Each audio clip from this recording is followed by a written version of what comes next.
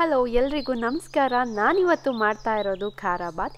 ಈ ಖಾರ ಬಾತ್ ಅಂದರೆ ಉಪ್ಪಿಟ್ಟಲ್ಲ, ಉಪ್ಪಿಟ್ಟಿಗೂ ಖಾರ ಬಾತಿಗೂ ಸ್ವಲ್ಪ ವ್ಯತ್ಯಾಸ ನೋಡ್ಬೋದು. ನೀವು ಟೇಸ್ಟಲ್ಲೂ ವ್ಯತ್ಯಾಸ ಇರುತ್ತೆ, ನೋಡೋದಕ್ಕೂ ವ್ಯತ್ಯಾಸ, ಮಾಡೋ ವಿಧಾನದಲ್ಲೂ ಸ್ವಲ್ಪ ಡಿಫ್ರೆಂಟ್ ಆಗಿರುತ್ತೆ ಮತ್ತು ತುಂಬ ಸುಲಭ ಕೂಡ. ಇದು ಪರ್ಫೆಕ್ಟಾಗಿ ಮೆಷರ್ಮೆಂಟ್ ನೀವು ಇಟ್ಕೊಂಡು ಮಾಡಿದ್ರೆ ತುಂಬ ಚೆನ್ನಾಗಿ ಬರುತ್ತೆ. ಹೋಟೆಲಲ್ಲಿ ಮಾಡೋ ಥರನೇ ಟೇಸ್ಟ್ ಇರುತ್ತೆ. ಅದು ಹೇಗೆ ಅಂತ ನೋಡಿ. ಇಲ್ಲಿ ನಾನು ವೆಜಿಟೇಬಲ್ಸ್ಗಳು ತೊಗೊಂಡಿದ್ದೀನಿ. ಆಲೂಗೆಡ್ಡೆ, ಕ್ಯಾಪ್ಸಿಕಮ್, ಕ್ಯಾರೆಟ್, ಈರುಳ್ಳಿ 2, ಬೀನ್ಸ್ 2, ಟೊಮೆಟೊ ಮತ್ತು 1 ಇಂಚಷ್ಟು ಶುಂಠಿ ತೊಗೊಂಡಿದ್ದೀನಿ. ಸೊ ಇದಕ್ಕೆ ಬಟಾಣಿನೂ ಸೇರಿಸ್ಬೋದು. ಬಟಾಣಿ ಇರಲಿಲ್ಲ, ಹಾಗಾಗಿ ಮನೇಲಿ ಯಾವ ವೆಜಿಟೇಬಲ್ಸ್ ಇತ್ತು ಅದನ್ನು ನಾನು ಯೂಸ್ ಮಾಡ್ತಾಯಿದ್ದೀನಿ. ಜೊತೆಗೆ ಇಲ್ಲಿ ನಾನು 1 ಪಾವ್ನಷ್ಟು ಅಂದರೆ 1 ಗ್ಲಾಸ್ನಷ್ಟು ಮೀಡಿಯಮ್ ರವೆ ತೊಗೊಂಡಿದ್ದೀನಿ. ಈ ಮೀಡಿಯಮ್ ರವೆನ ಫಸ್ಟು ಹುರ್ಕೋಬೇಕಾಗತ್ತೆ. 1-2 ಸ್ಪೂನಷ್ಟು ಆಯಿಲ್ ಹಾಕ್ಕೊಂಡಾದರೂ ಹುರ್ಕೋಬೋದು, ಇಲ್ಲ ಹಾಗೇ ನೀವು ಹುರ್ಕೋಬೇಕು. ಇದನ್ನು ಲೋ ಫ್ಲೇಮಲ್ಲಿ ಸುಮಾರು 8 ನಿಮಿಷದವರೆಗೆ ನೀವು ಹುರಿಬೇಕು. ಇದರಿಂದ ಒಂದು ಪರಿಮಳ ಜೊತೆಗೆ ಟೆಕ್ಸ್ಚರ್ ಚೇಂಜ್ ಆಗುತ್ತೆ ನೋಡಿ. ಅಲ್ಲಿ ತನಕ ಇದನ್ನು ಲೋ ಫ್ಲೇಮಲ್ಲೇ ಹುರಿತಾ ಇರಬೇಕು. ನೋಡಿ, ಇಲ್ಲಿ ಹುರಿದಿರೋ ರವೆದು ಟೆಕ್ಸ್ಚರ್ ಈ ರೀತಿ ಕಾಣಿಸುತ್ತೆ.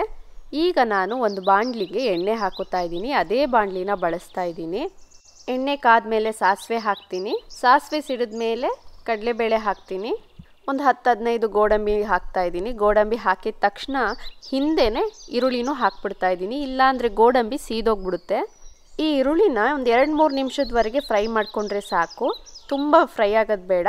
ಆಮೇಲೆ ನಾನು ಏನೇನು ತರಕಾರಿ ತೊಗೊಂಡಿದ್ದೆ ಅದನ್ನು ಹಾಕ್ತಾ ಇದ್ದೀನಿ. ಈ ತರಕಾರಿ ಫ್ರೈ ಆಗೋದಕ್ಕೆ ಸುಮಾರು ಒಂದು 5-6 ನಿಮಿಷ ಬೇಕು. ಯಾಕೆಂದರೆ ನಾನಿಲ್ಲಿ ಸಣ್ಣದಾಗಿ ಹೆಚ್ಕೊಂಡಿದ್ದೀನಿ, ಬೇಗ ಇದು ಫ್ರೈ ಆಗುತ್ತೆ. ದಪ್ಪದಾಗಿ ಹೆಚ್ಕೊಂಡ್ರೆ ಸ್ವಲ್ಪ ಲೇಟಾಗಿ ಫ್ರೈ ಆಗುತ್ತೆ. ಸೊ ಸಣ್ಣದಿರೋದ್ರಿಂದ ಬೇಗ ಆಗಿಬಿಡುತ್ತೆ.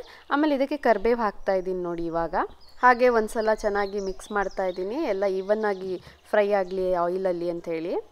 ಸೊ ಇದು ಸ್ವಲ್ಪ ಕಲರ್ ಚೇಂಜ್ ಆಗುತ್ತೆ, ಸ್ವಲ್ಪ ಎಲ್ಲ ಶ್ರಿಂಕ್ ಆಗುತ್ತೆ. ತರಕಾರಿ ಎಲ್ಲ ಸಣ್ಣದಾದಮೇಲೆ ನಾನು ಇದಕ್ಕೆ ಇವಾಗ ಟೊಮೆಟೊ ಹಾಕ್ತಾ ಇದ್ದೀನಿ. ಜೊತೆಗೆ ನಾನು ಶುಂಠಿನ ತುರಿದ್ಬಿಟ್ಟು ಹಾಕ್ತಾ ಇದ್ದೀನಿ.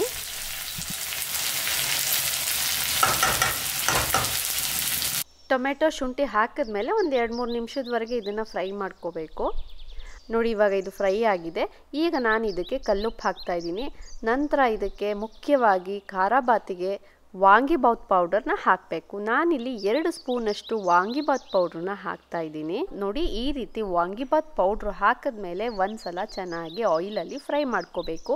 ಆಮೇಲೆ ಇದಕ್ಕೆ ನಾನು ಈ ಗ್ಲಾಸಲ್ಲಿ 1 ಗ್ಲಾಸ್ನಷ್ಟು ಮೀಡಿಯಮ್ ರವೆ ತೊಗೊಂಡಿದ್ದೆ. ಈಗ ಅದೇ ಗ್ಲಾಸಲ್ಲಿ 3 ಗ್ಲಾಸ್ನಷ್ಟು ನೀರನ್ನ ಹಾಕ್ತಾ ಇದ್ದೀನಿ. ಅಂದರೆ 1:3 ಈ ಪ್ರಮಾಣದಲ್ಲಿ ನೀರನ್ನ ಸೇರಿಸ್ತಾ ಇದ್ದೀನಿ. ಯಾಕೆಂದರೆ ಈ ಖಾರ ಬಾತು ಸ್ವಲ್ಪ ತೆಳುವಾಗಿ ಬರಬೇಕು, ಹಾಗಾಗಿ ನೀರನ್ನ ಎಕ್ಸ್ಟ್ರಾ ಹಾಕ್ತಾ ಇದ್ದೀನಿ. ಜೊತೆಗೆ 1 ಸ್ಪೂನಷ್ಟು ಅರಿಶಿನನೂ ಕೂಡ ಸೇರಿಸ್ತಾ ಇದ್ದೀನಿ, ಏಕೆಂದರೆ ಕಲರ್ ಕೂಡ ಚೆನ್ನಾಗಿ ಬರಲಿ ಅಂತ. ಇವಾಗ ನೀರು ಚೆನ್ನಾಗಿ ಬಾಯ್ಲ್ ಆಗಬೇಕು. ನೋಡಿ, ಈ ರೀತಿ ಬಾಯ್ಲ್ ಆಗೋ ಟೈಮಿಗೆ ರವೆನ ಸ್ವಲ್ಪನೇ ಹಾಕ್ತಾ ಇರಬೇಕು, ಜೊತೆಗೆ ಮಿಕ್ಸ್ ಮಾಡ್ತಾ ಇರಬೇಕು. ಒಟ್ಟಿಗೆ ರವೆ ಹಾಕಕ್ಕೆ ಹೋಗಬಾರ್ದು, ಸ್ವಲ್ಪನೇ ರವೆ ಹಾಕ್ತಾ ಮಿಕ್ಸ್ ಮಾಡ್ತಾ ಇರಬೇಕು, ಇಲ್ಲಾಂದರೆ ಗಂಟಾಗ್ಬಿಡುತ್ತೆ. ಫ್ಲೇಮ್ ಕೂಡ ಕಡಿಮೆ ಇಟ್ಕೋಬೇಕು.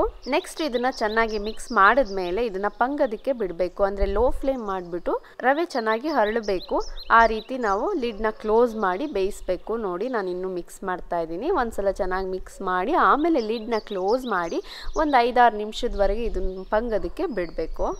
ಇದಕ್ಕೆ ಫೈನಲ್ ಆಗಿ ಕೊತ್ತಂಬರಿ ಸೊಪ್ಪು, ಕಾಯಿ ತುರಿ, ಸ್ವಲ್ಪ ಲೆಮನ್ನು ಇದನ್ನೆಲ್ಲ ನಾವು ಮಿಕ್ಸ್ ಮಾಡ್ಕೋಬಹುದು. ಮಿಕ್ಸ್ ಮಾಡಿಕೊಂಡು ಇದ್ರ ಟೇಸ್ಟ್ನ ಇನ್ನೊಂದು ಸ್ವಲ್ಪ ಎನ್ಹಾನ್ಸ್ ಮಾಡ್ಕೋಬಹುದು. ವಾಂಗಿಬಾತ್ ಪೌಡರ್ ಹಾಕಿರೋದ್ರಿಂದ ಇದ್ರ ಸ್ಮೆಲ್ ತುಂಬ ಚೆನ್ನಾಗಿದೆ. ಇವಾಗ ಬಿಸಿ ಬಿಸಿಯಾದ ಖಾರ ಬಾತ್ ರೆಡಿ ಆಗಿದೆ. ಸೊ ಇವಾಗ ನಾನು ಸರ್ವ್ ಮಾಡಕ್ಕೆ ಹೋಗ್ತಾ ಇದ್ದೀನಿ. ನೋಡಿದ್ರಲ್ವಾ ಎಷ್ಟು ಸುಲಭವಾಗಿ ಖಾರ ಬಾತ್ನ ಮನೆಯಲ್ಲೇ ಮಾಡ್ಕೋಬಹುದು ಅಂತ. ಸೊ ನೀವು ಮನೇಲಿ ಟ್ರೈ ಮಾಡಿ ನಿಮ್ಮ ಅಭಿಪ್ರಾಯನ ತಿಳಿಸಿ. ಮತ್ತೆ ಮುಂದಿನ ವಿಡಿಯೋದಲ್ಲಿ ಮತ್ತೊಂದು ರೆಸಿಪಿ ಜೊತೆಗೆ ನಾನು ನಿಮ್ಮ ಮುಂದೆ ಬರ್ತಾ ಇದ್ದೀನಿ. Thank you.